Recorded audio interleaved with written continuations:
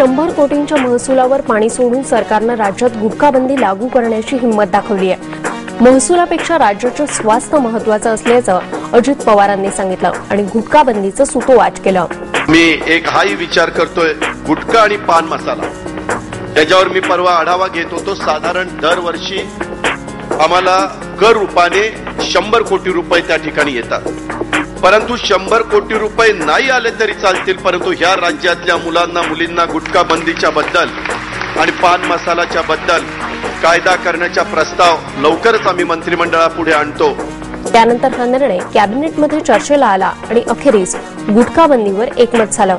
दरम्यान गुटखाबंदीचा निर्णय लागू करणारं महाराष्ट्र देशातलं तिसरं राज्य आहे।